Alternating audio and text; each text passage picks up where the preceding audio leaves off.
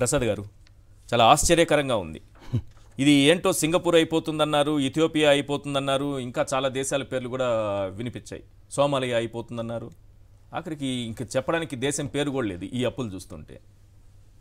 ముందుగా సాక్షి ప్రేక్షకులు నమస్కారం అండి, అలాగే ప్యానల్లోని పెద్దలకి మీకు కూడా నమస్తే. నమస్తే సార్. ఇప్పుడు వాళ్ళు చెప్పిన దాని ప్రకారం వాళ్ళే అధికారంలోకి వచ్చినప్పుడు ఏ దేశంలో ఉన్నారో అదే దేశం కంటిన్యూ అవుతుంది. ఇప్పుడు మనకి ఆవు చేలో మేస్తే దూడ గట్టును మేదన్న విషయం ప్రపంచానికి, ప్రజలకి, అందరికీ తెలిసిన విషయమే. ఇప్పుడు జాతీయ విధానాలు, జాతీయ స్థాయిలో ఉన్న ప్రభుత్వాలు ఏ విధంగా అప్పులు చేస్తున్నాయో వరల్డ్ బ్యాంక్ దగ్గర నుంచి, IMF దగ్గర నుంచి అందరికీ తెలిసిన విషయాలే.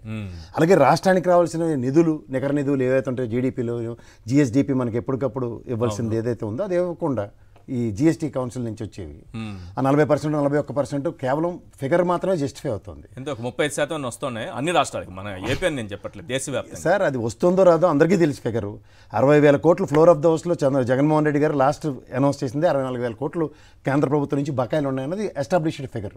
ఇది కాకుండా GST కౌన్సిల్లో రావాల్సిన బకాయిలు అనేటివి అన్ని రాష్ట్రాలు గళ వినిపించాయి, ఇంక్లూడింగ్ రేవంత్ రెడ్డి గారితో సైతం. అవును. సో ఇవేమి కొత్త విషయం కాదు. అపార్ట్ ఫ్రమ్ దట్ మీరు మనకి ఎప్పుడైనా సరే కన్సాలిడేటెడ్ ఫిగర్స్ అనేవి, బడ్జెట్ ఫిగర్స్నే ఎవరైనా వాస్తవానికి మాట్లాడచ్చు. ఏదో పేపర్లో రాశారు కాబట్టి 14 లక్షల కోట్లు అయిపోయి వీళ్ళు చెప్పారు వాళ్ళు చెప్పారని ఈ టాగునింతలు అయితే నేను మాట్లాడదలుచుకోలేదు. ఇది అందరికీ తెలుసు. ముఖ్యంగా పెద్దలు బాజీ గారికి అయితే మనందరికన్నా ఎక్కువ తెలుసు, ఎందుకంటే జాతీయ విధానాలు అవన్నీను. ఇప్పుడు మనకి last consolidated statement before budget ఒక రాష్ట్ర ప్రభుత్వం నుంచి వచ్చిన అఫీషియల్ గజెట్ ఏంటంటే పబ్లిక్ డెట్ అండ్ పబ్లిక్ అకౌంట్లో విభజన నాటికి 1,18,50,93 కోట్లు అప్పుతో మన రాష్ట్రాన్ని విభజించబడింది. సో దాని తర్వాత వచ్చిన తెలుగుదేశం ప్రభుత్వంలో ఈ 1,18,50,93 కోట్లు కూడా కలుపుకుని 2,71,797.56 కోట్లతో జగన్మోహన్ రెడ్డి గారి ప్రభుత్వానికి 2019 చెప్పబడింది. ఇది 2023 అంటే 4 సంవత్సరాల పైచిలకు అయిన తర్వాత బడ్జెట్లో ఇంక్లూడింగ్ నిర్మలా సీతారామన్ గారి నోట్ల నుంచి వచ్చిన ఫిగర్ కూడా 4,42,442 ఫిగర్ కూడా ఎవరు మర్చిపోకుండా. ఇందులో government granted debt public sector అండర్టేకింగ్స్లోంచి 14,028.23 కోట్లు విభజన నాటికి, అలాగే 59,257.31 తెలుగుదేశం గవర్నమెంట్లో, జగన్మోహన్ రెడ్డి గారి గవర్నమెంట్లో 1,44,875 కోట్లు. ఇదే total state government liabilities current and కంటింజెంట్లో 1,32,079.16 కోట్లు విభజన నాటికి రాష్ట్రం నెత్తి మీద పెట్టి ఇంక్లూడింగ్ ఇంట్రెస్ట్లతో పెడితే 3,31,54,087 కోట్లతో 2019లో జగన్మోహన్ రెడ్డి గారి ప్రభుత్వానికి ఇవ్వబడింది. అన్ని కలిపే ఉంటాయి. ఇది జగన్మోహన్ రెడ్డి గారి ప్రభుత్వం ఇవాళ తెలుగుదేశం గవర్నమెంట్కి హ్యాండ్ ఓవర్ చేసేటంకి 5,87,317 కోట్లు. అంటే మీరు ఇది కాగ్ రిపోర్ట్ ప్రకారం liabilities of government overall different పీరియడ్స్లో 20.17 చంద్రబాబు నాయుడు గారి గవర్నమెంట్లో చేస్తే 16.13 కింద జస్టిఫై అయింది. ఈ ఫిగర్స్ నేను ఎక్కడా కాదు, RBI నుంచి కానీ, నేషనల్ బడ్జెట్లో కానీ, స్టేట్ బడ్జెట్స్ నుంచి కానీ చూసుకోండి. దీన్ని బేస్ చేసుకుని రేపు బడ్జెట్ కూడా పెట్టాలి. ఏది ఇప్పుడు మీరు చెప్పిన ఫిగర్ వాస్తవమా? వాస్తవమే. RBI లెక్క, నేను ఇవాళకి కూడా దీనికి RBI లెక్కల, కాగ్ అండ్ RBI లెక్క, ఆర్థిక శాఖ లెక్క. ఎస్, కాగ్ ఆర్థిక శాఖ, జాతీయ ఆర్థిక శాఖ. మీరు తప్పు చెప్తున్నారు, అబద్ధం చెప్తున్నారని నాకు అర్థం అవుతుంది. ఇందులో వాస్తవం ఉంది. RBI చెప్తే వాస్తవం అవుతుందా? ఆర్థిక శాఖ చెప్తే వాస్తవం అవుతుందా? కాగ్ చెప్తే వాస్తవం అవుతుందా? ఈనాడు దినపత్రికలో చూడండి, 10 లక్షల కోట్లు అని రాశారు.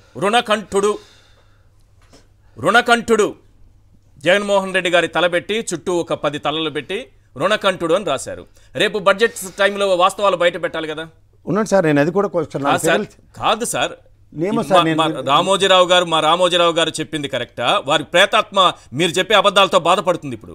సార్ వాళ్ళు బాధపడతారని నేను చెప్పట్లేదు సార్. మీ రామోజీరావు గారు మీరు వెళ్ళనుకోండి, నాకు సంబంధం లేదు. అది నాకు కావాల్సింది RBI చదువుకోండి సార్. నాకేం చేయాలి? అదే నేను చదువుకొని చదువు వేరు, మీరు మాట్లాడుతుంది వేరు. ఇంకా ఉండండి సార్.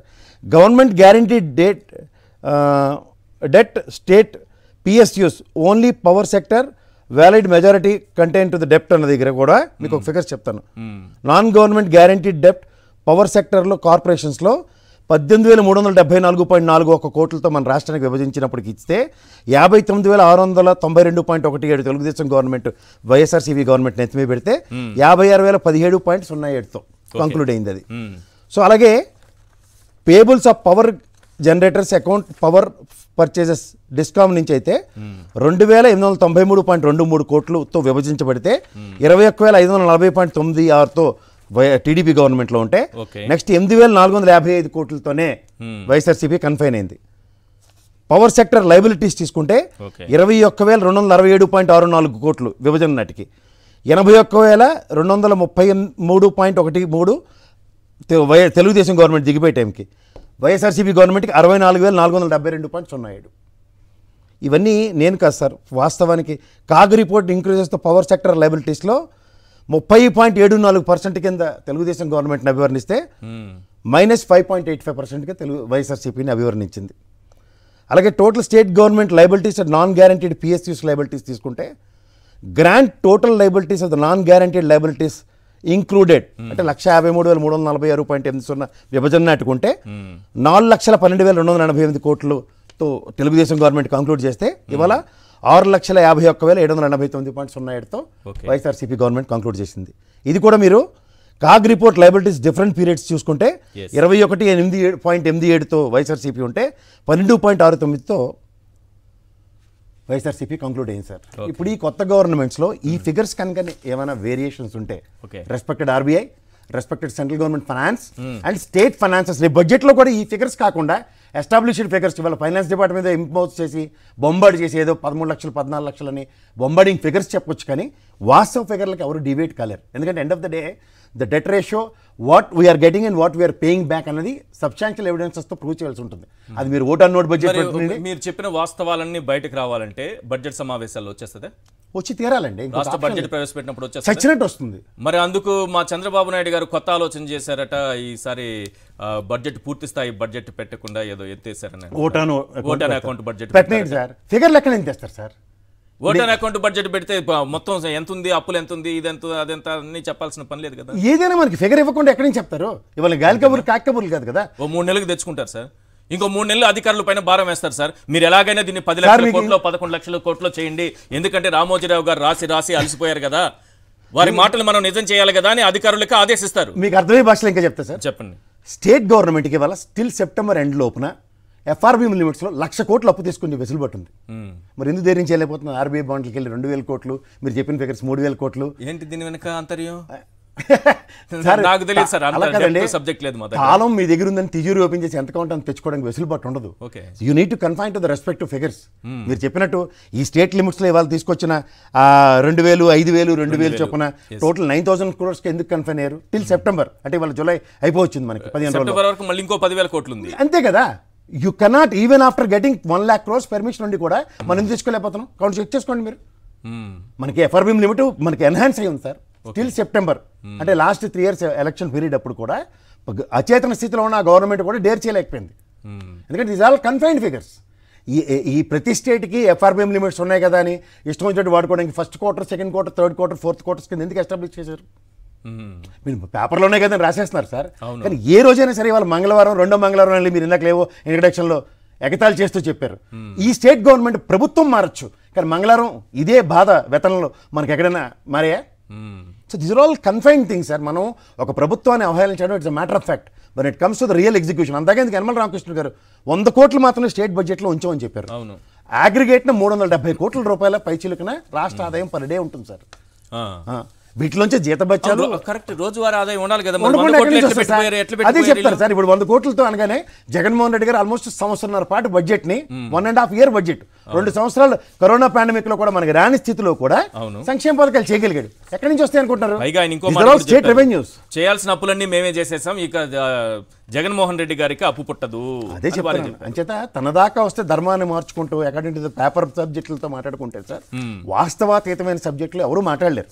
ఇవాళ చంద్రబాబు నాయుడు గారు 2014 నుంచి 19 వరకు సంపద సృష్టించి ఖజానాలో నింపిపోయినటువంటి సంపదను ఒక్కసారి చూడండి. అదే చెప్తున్నాను. యనమల రామకృష్ణ 2014 నుంచి 19 వరకు చంద్రబాబు నాయుడు గారు సృష్టించిన సంపద నేను చెప్తున్నది కాదు, ఇది యనమల రామకృష్ణ మీరు గుర్తు చేశారు కాబట్టి చెప్పాను సార్.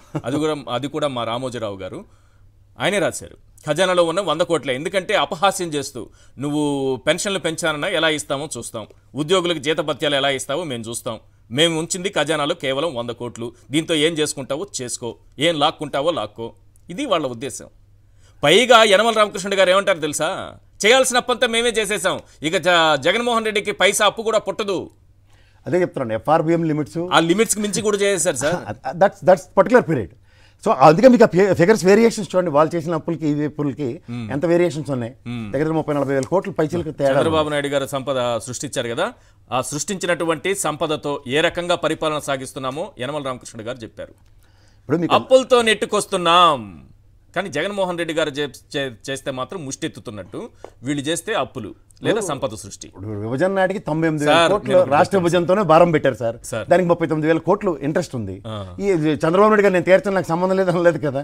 అలాగే జగన్మోహన్ రెడ్డి గారి పీరియడ్ లో ఉన్నదానికి, గతంలో చంద్రబాబు నాయుడు గారు ఉన్న పీరియడ్ కి 2014 ముందు విభజన హామీల్లో ఉన్న దాంట్లోకి ఓవరాల్ గా ఈ figure end of the day stipulative టైంలో తీర్చవలసిందే. రెండోది మీకు ఇంకోటి చెప్తున్నాను, అమరావతి బాండ్ల విషయంలో కానీ లేదంటే పోలవరం బాండ్ల విషయంలో కానీ ఇవాళ మీకు లిక్కర్ బాండ్స్తో తీసుకొచ్చిన అమౌంట్స్ ఏమైనా ఉంటే these are all specifically 20,000 crores liquor bonds మీద మనకి అప్పు ఉంది సార్.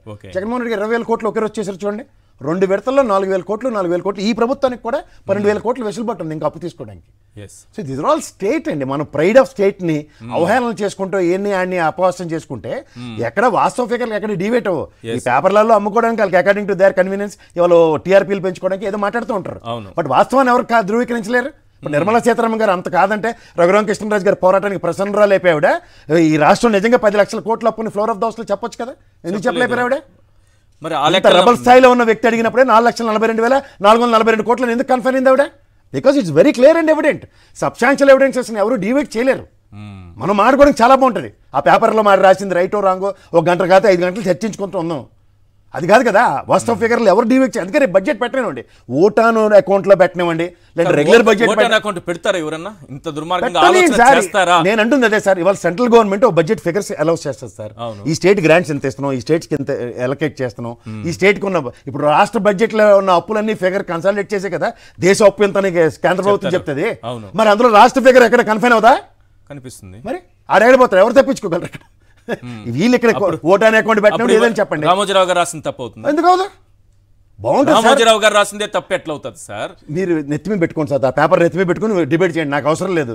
నేను చెప్పింది నాకు గౌరవ ఆర్బీఐ, గౌరవ కాగ్ రిపోర్ట్లు, గౌరవ ఫైనాన్స్ మినిస్టర్ సెంటర్లు వీళ్ళు ఇచ్చిన ఫిగర్స్ నాకు ఎవిడెన్షియల్ సబ్స్టాన్షియల్ డాక్యుమెంట్స్. మీరు వాస్తవాలు బయట పెట్టి ఆ ప్రేతాత్మకే సంతోషం లేకుండా చేస్తున్నారు. ఆత్మకే సంతోషం లేదు, ప్రేతాత్మక ఇంకెక్కడి నుంచి సంతోషం వస్తుంది? నాకు సంబంధం లేని విషయం. మీరు ఆత్మలు ప్రేతాత్మ మీద డిస్కషన్లు పెడతాం, తర్వాత పెట్టుకుందాం. నేను అది రామోజీరావు గారు ఎన్నికలకు ముందు రాసినటువంటి వార్త, ఇవాళ కూడా అదే ఫిగర్ కన్ఫర్మ్ టైటిల్ కూడా రుణకంఠుడు అని పెట్టి ఒక ముఖ్యమంత్రి ఫోటో పెట్టి చుట్టూ ఆ విధంగా వేశారు.